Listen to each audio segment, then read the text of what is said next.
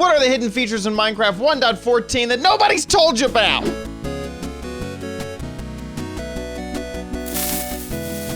So here we are inside of Minecraft, and if you experience something like this in Minecraft 1.13, you would be just out of luck.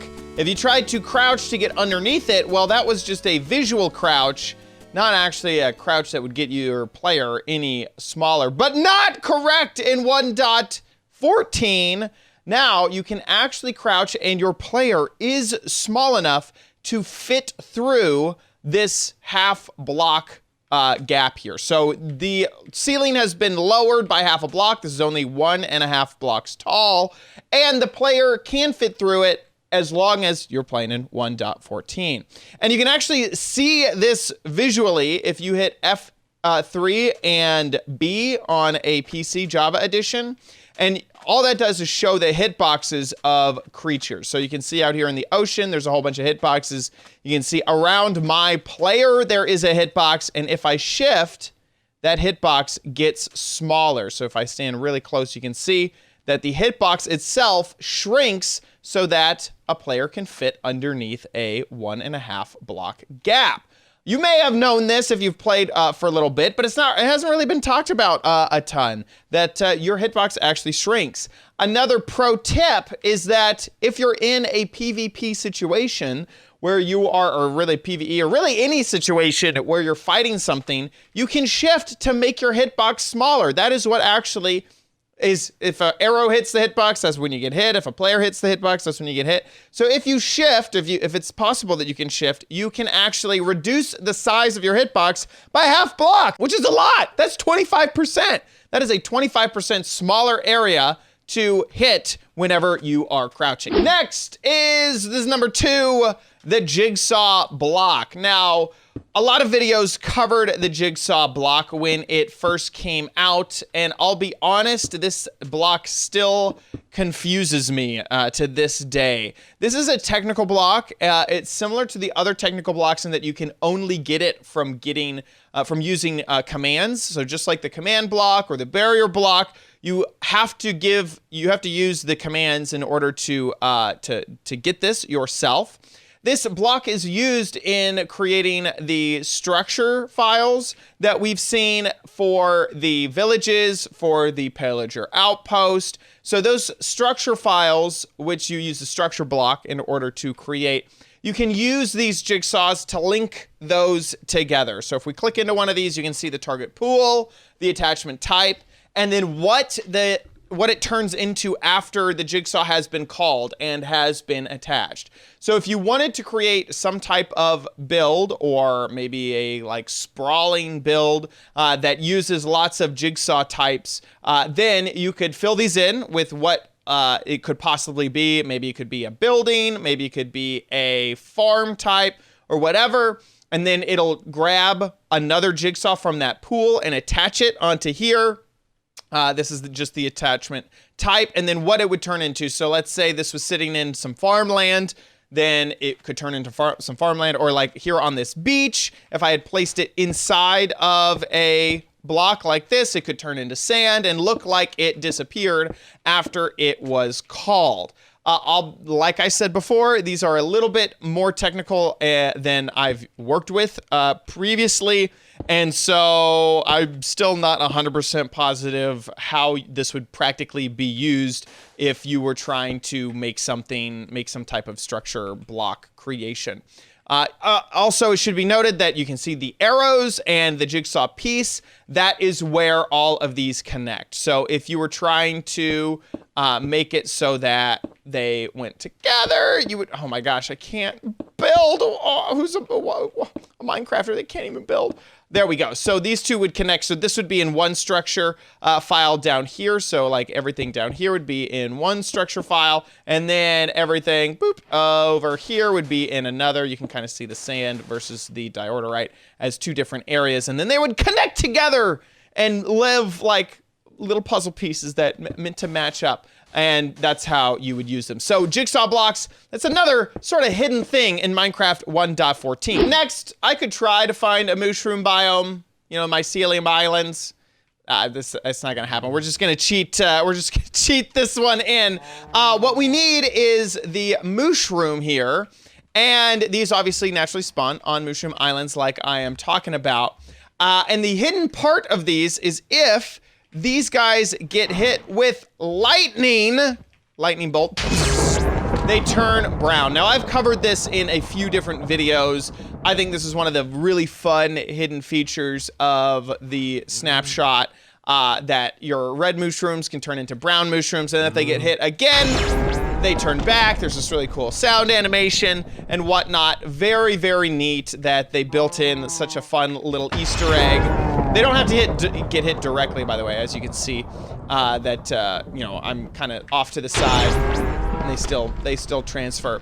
Sorry, I'm sure that lightning is very loud. If you want to do this yourself and have a very rare mob, one that doesn't even naturally spawn in Minecraft, unless if you know, do unless if a red mushroom's around and happens to naturally get hit with lightning, but still, it doesn't actually naturally spawn, as in pop into the world when the world spawns. The easiest way to do this yourself in survival is to get the channeling. I like to call it the changeling effect because I'm wrong.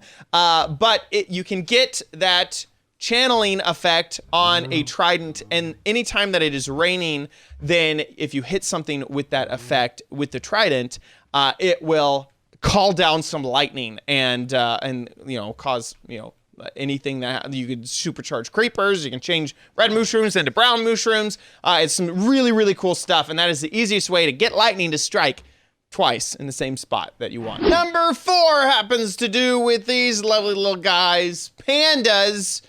I was looking forever for some pandas, and now I found a few, but before, all I could find were these dark sheep. Now I can't even find the sheep. Oh my gosh, I'm lost in Minecraft. But hey, these pandas are super duper adorable, but they hold a secret.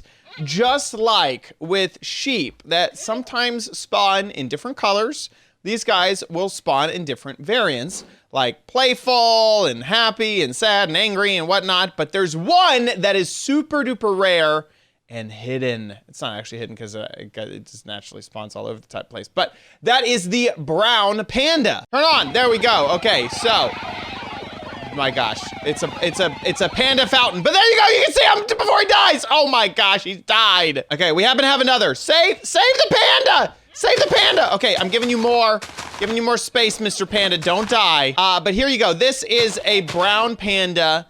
Very rare. Only a few out of 100 pandas will be brown. Very similar to the pink sheep.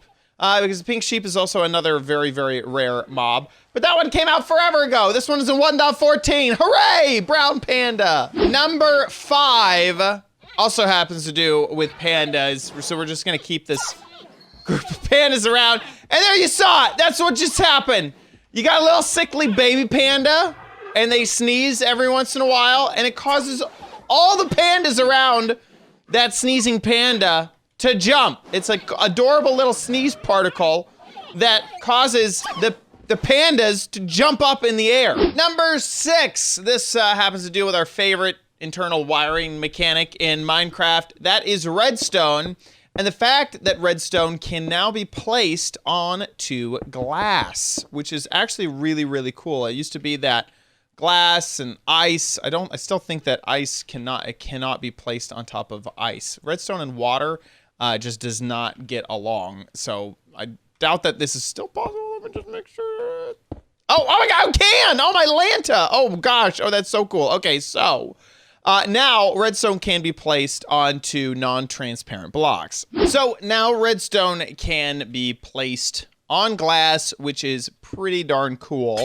I think, does it still? Yeah, so this is still works very similar to other transparent blocks like the slabs and whatnot, where the redstone still sort of connects. As you can see, it goes up over here, and then it also goes up over here, which is an easy way to make redstone go vertically. So you can see that it powers all the way up here. but it doesn't do that the same direction, so it'll only go just one over and not go down. But building on glass is really, really nice because sometimes your builds may just need it. And it's a cool transparent thing. There's another really, really neat feature of this, which is redstone has no bottom texture. So you can basically make invisible redstone because the redstone dust, that is, other redstone things like redstone blocks and you know, lanterns and stuff, they have textures. But redstone dust doesn't have a bottom texture, so you cannot see the redstone on the other side of this glass. Same thing with these textures is that there's redstone here, but you don't see it on this side, and same thing here, you don't see it on this side. So it kind of disappears on the other side of glass, which is kind of neat. Number 7, this has to do with leaves decaying in the game. And this is a change that the first time that I saw it, I was almost like, what, am I playing like in a modded world? Like, what the heck? What is this? That is that when leaves decay, not only do they have a chance of dropping the sapling of the tree that they are from, and also oak trees have the chance of dropping apples, but they also have a chance of dropping sticks on the ground as the leaves go away. So we've destroyed all the logs in this area, and as you can see, we got lots of saplings on the ground. Also, my Minecraft is chunking along, not doing so great, but you can see that that these sticks are also falling on the ground at the same time. So now leaves are a good source of sticks in the game. Number 8, there have been lots of new sign updates. I've covered them before, dyeable signs, that sort of stuff. But one nice thing is that now things like copy, so I can do Control A to copy, Control A to select, Control C to copy, move down, and Control V to paste. So there's copy, paste. I can also cut, move it around, paste it here. That is really nice that you can actually do copy, paste, and cut all inside of a sign. You also can move the cursor around. So let's say up here, oh, I didn't want that A there. There we go. This was all impossible to do before. You had to actually delete all of the letters ahead of something before you could edit anything inside of a sign. So I really like the text updates with the sign. Next has to do with vines. Vines have always been a thing in Minecraft that you can climb up just like a ladder. If it's here on the block, you can just climb straight up it. But now in 1.14, you can climb up vines without any supporting block behind it. So here we are in this vine, and there we go. We can climb all the way up it. And this is not just because I am in creative mode. So we'll switch into survival. You can see as long as we are on the face of this vine, we can climb all the way up it, which there really is no other thing in Minecraft. This one has to grow one more block down here in order for me to grab it. This one I should be able to grab. Whew, there we go. There really isn't anything else in Minecraft that is transparent like this that you can also climb up, unless if you count scaffolding blocks. But this is, I think this is a really cool addition to the vines, is that this is like a rope ladder. You could like toss down a ladder to someone and they can jump at it and climb up it. Can we get that? There we go. Oh man, good thing I'm not a parkour, like known for parkour, because I'm so bad at parkour. There we go. Look at that. Amazing. Dead bushes have been in Minecraft for a very, very long time. Every once in a while, when you punch them, you'll get some sticks from them. And sticks can be now used as fuel. For a little while, that sticks have been able to be used as fuel. But you can also use shears to pick up dead bushes without actually breaking them and without the use of silk touch, which is nice. But that brings us to something that had to change. It just absolutely had to change. And that is that now dead bushes can be used as fuel for your furnace. That's right. So you're trying to smelt up some iron, got some dead bushes. Now they're used as fuel, which they weren't before. So this is great. Now you can use your double chests full of dead bushes to fuel your iron smelting purposes, no one has this many dead bushes. But hey, if you have dead bushes, yours is fuel. There's been an interesting change with wolves, which now allow the wolves to act as the player when they are killing something. So if I summon in a skeleton right here, wolves automatically go after skeletons. Either that or they just jump up and down and dance. But now as they kill this skeleton, one of the things you'll notice is that it drops experience. And the only time that a mob drops experience when it dies is when the player kills that mob. So as you can, that is my way of explaining that now wolves will act as player kills when it comes to these types of kills. In fact, this may be a great option for skelly spawners and skelly farms and mob grinders, because the wolves will automatically kill things that are in that grinder for you, and then you'll get all the experience along with all of the loot, just as if you had killed it yourself. And finally, number 12 over here in the options is this accessibility settings, which gives you access to all of the accessibility options that we've kind of already had in Minecraft, and some that we haven't. So text background chat, text background. This is the background on names and things like that on text. Like if you have something named like a dog or something like that, what it opacity should be, where the chat opacity should be, if you have narrator, subtitles, auto jump. All of these are now found in one nice menu called accessibility settings. I keep on my subtitles for these videos, and now you could, if you want to do the same, you can turn them on here. A lot of these are in other places as well. So like auto jump is in the controls. If I turn it on over here, you can see over here, now auto jump is on. If I turn it off over here, back in controls, it is turned off. So a lot of these settings have other locations.